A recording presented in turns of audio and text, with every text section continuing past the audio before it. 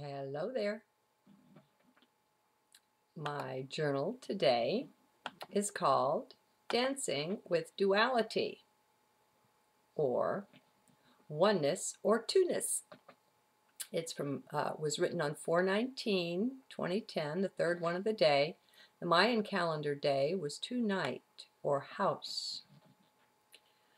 It was somewhat of a wakeful night. I'm still getting used to not playing my lectures all the night through while I sleep. Guess I've been doing this for a couple of years now anyway, and I've gotten accustomed. Still in transition then. I've felt the gentle, appreciative presence of Source nearby though. That's been helpful. No direct teaching or speaking, just a loving, gentle, encouraging presence. I'll take that. What a blessing. I seem to be more present in the body somehow as well. Don't know if it is related to this no techno-grid unplugging from the internet thing or not, but it's interesting, probably helpful. Eckhart is a big one for being fully present in the body. Where I say heart, he says body.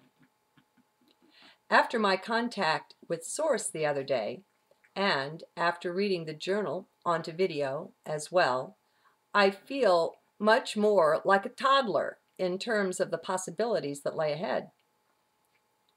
It is not well when we get too confident, because that is an unnatural posture. There is never anything to be overconfident about, for life is fractal. Growth is never ending. There is no spot we can sit, park, and say, "Hey, look at me, I've done it." Or, "I'm awakened." Ain't no such thing. Just keep moving. Change is the constant, the rule, and overconfidence denotes thinking we've arrived somewhere special. As if there wasn't forever something more special still, you see? Confidence is good, but it's a thing of heart. Overconfidence reeks of head, of the mental mind being pleased with itself. The one's a blessing, the other's a danger. Yet, oh, how close they do seem. The head itself cannot tell the difference.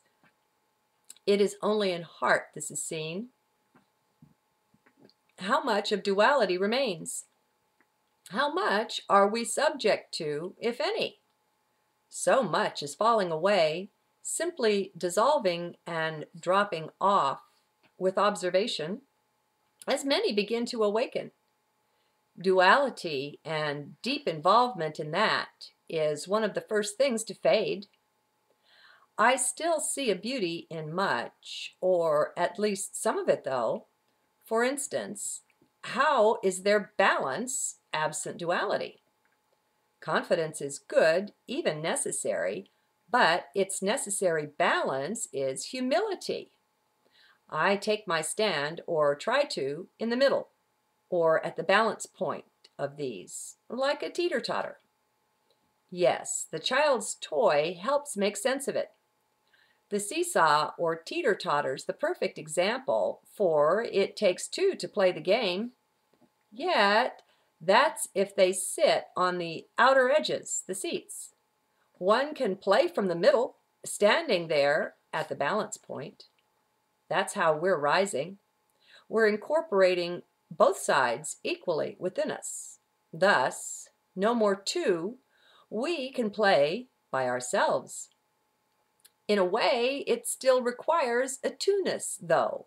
One must have two hands, or 2 feet, or 2 hands if handstanding it. This shows a twoness within oneness and how it functions. There is yet so much more in 3D physicality for us to learn. We've almost wasted a few millennia here, going off the wrong way, but we're awakening now, and we'll correct that. It is self-correcting, actually. Waking up's the only requirement. Then everything else takes care of itself. It's amazing. There's no use trying to put this in words, though. It takes heart to understand. The biggest thing perhaps I can offer is to help lead my fellow man, woman, child out of the mental mind for a spell, for a time. Let them get accustomed to not having the mind rule their lives. Then, oh, then heart can take over, can be heard once again. This is the issue with the still, small voice. The voice of heart is not abrasive and is easily drowned out with mind stuff. Mind is okay, of course, just not in the lead. Heart needs to lead, for that's where the kingdom is found. Heart is the portal to the magic kingdom within. May you discover yours lickety-split and awaken so fast, if that's your desire, of course, that you'll never more, like me, go back again into that dazed, that hypnotized state where mind rules. My desire for you is your desire for you, whatever that is. May you attain it full well and be blessed in the midst of it. Bye-bye then.